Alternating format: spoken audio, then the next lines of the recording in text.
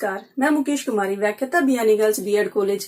आज का मेरा विषय है सामाजिक अध्ययन की ऐतिहासिक पृष्ठभूमि। आज हम बात करेंगे कि सामाजिक अध्ययन का नामकरण सर्वप्रथम कहाँ से हुआ और कब हुआ। सामाजिक अध्ययन का नामकरण सर्वप्रथम अमेरिका से हुआ और इसका नामकरण 1982 में हुआ। उस समय सामाजिक अध्ययन के अंतर्गत सभी विषयों को सम्मिलित किया जाता था, जिसे हम बात करें कि इतिहास, अर्थशास्त्र, भूगोल आदि विषयों को इसके अंतर्गत सम्मिलित किया जाता था और इसमें समाजशास्त्र को भी सम्मिलित कर दिया गया था।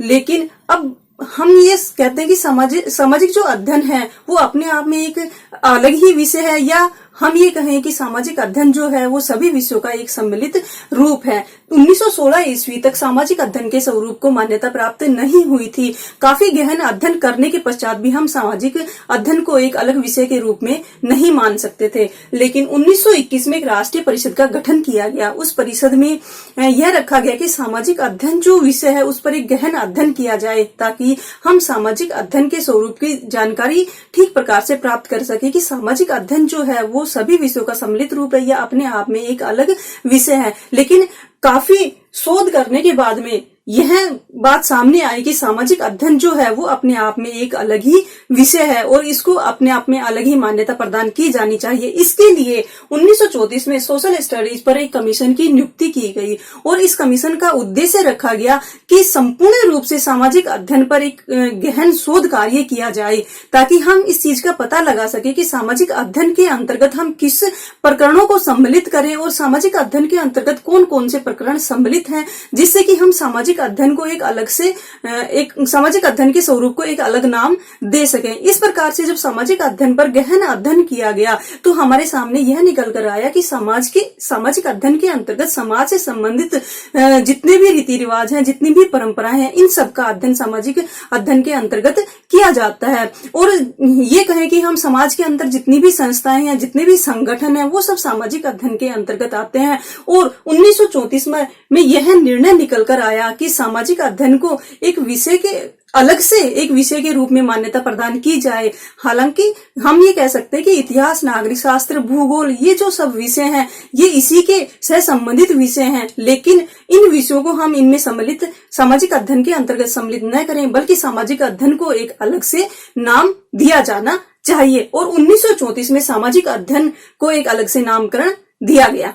सामाजिक अध्ययन का अर्थ है मानवीय संबंधों का अध्ययन करना।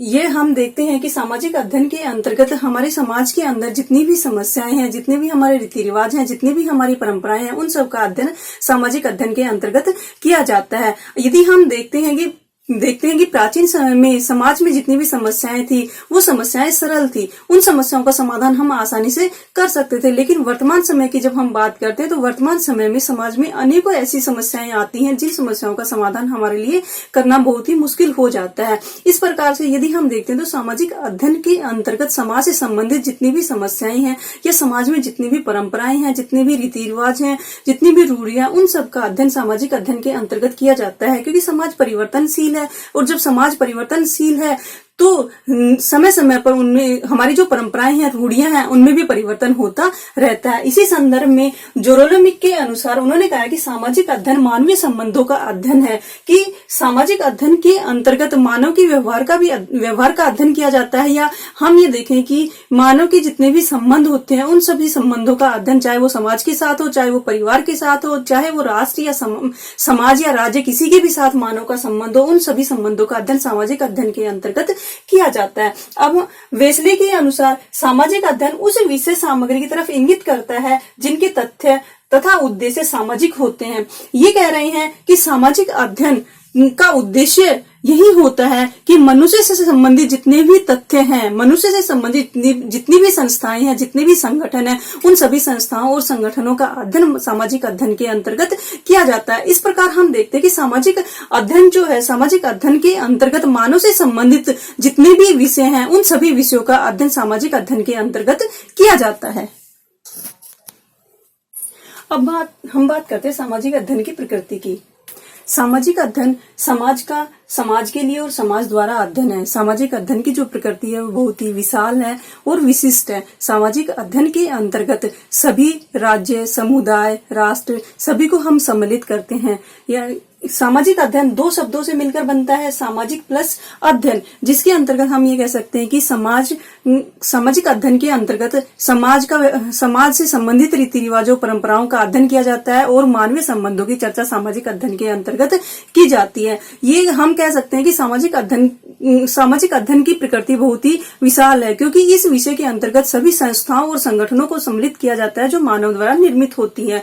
इन संस्थाओं और संगठनों का विकास मानव समाज की प्रगति के लिए करता है और इन्हीं के माध्यम से समाज हमारा आगे बढ़ता है। इस प्रकार से हम कह सकते हैं कि सामाजिक अध्ययन की जो प्रकृति है वो अत्यंत ही विशाल है।